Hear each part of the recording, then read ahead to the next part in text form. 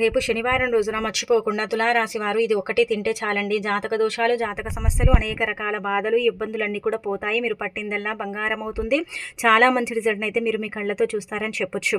కాబట్టి మర్చిపోకుండా ఏంటంటే ఇది ఒకటి తినండి. ఇలా తినటం వల్ల మీ జీవితంలో ఉండే నష్టాలు, కష్టాలు, మీరు భరించలేని అంటే సమస్యలు ఉంటూ ఉంటాయి కదా, అవన్నీ కూడా పోతాయన్నమాట.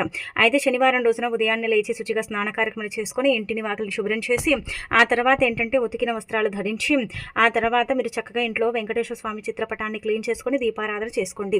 ఈ దీపం ఖచ్చితంగా మీకు ఏంటంటే కనుక ఏదో ఒక రకంగా ఉపయోగపడుతుంది. చాలా మంచి రిజల్ట్ని తెచ్చిపెడుతుంది అనమాట. మీ జీవితంలో ఉండే నష్టాలను, కష్టాలను, భరించలేని సమస్యల్ని, బాధల్ని తీసేయడానికి ఈ దీపం ఉపయోగపడుతుంది. ఈ యొక్క దీపమే ఏంటంటే కనుక మీకు వెలుగునిస్తుంది. కాబట్టి దీపారాధన చేసుకోండి. దీపం పెట్టే ముందే ఏంటంటే కనుక వెంకటేశ్వర స్వామి చిత్రపటాన్ని చక్కగా అలంకరించుకొని దీపారాధన చేసుకొని దీపం పెట్టిన తర్వాత కొబ్బరికాయ కొట్టడం, అరటిపళ్ళు పెట్టడం ఇదంతా చేయండి. ఇంట్లో ఆడవారు పూజ చేసుకున్నా సరే చిన్న బెల్లం ముక్కను ఏంటంటే కనుక దీపం పెట్టే ముందే మీరు ఒక పక్కకు పెట్టుకోండి.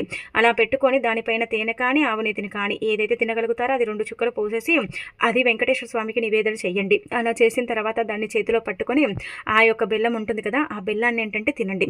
ఇలా తినటం వల్ల జాతక సమస్యలు, జాతక దోషాలు, అనేక రకాల ఇబ్బందులు, కష్టాలు, నష్టాలు, భరించలేని సమస్యలు ఇవన్నీ కూడా పోతాయి. అద్భుతంగా మీ లైఫ్ అనేది ఉంటుంది. మీరే మీ కళ్ళతో చూసి షాక్ అయిపోతారనమాట.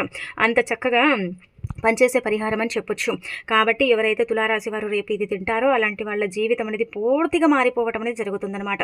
వెంకటేశ్వర స్వామి అనుగ్రహం కలిగి సకల శుభాలు చేకూరుతాయి. పట్టిందల్లా బంగారం అవుతుంది. అనారోగ్య సమస్యలు తొలగిపోతాయి. ఆరోగ్యంగా ఉండగలుగుతారు. అదృష్టం మీ వెంటే ఉంటుంది. ఏంటంటే కనుక మిమ్మల్ని అన్ని విధాలుగా కూడా అంటే ఆ వెంకటేశ్వర స్వామి కాపాడుతూ ఉంటారని మనకు పురాణ గ్రంథాల్లో కూడా చెప్పబడుతుందన్నమాట అండి. ఇంకా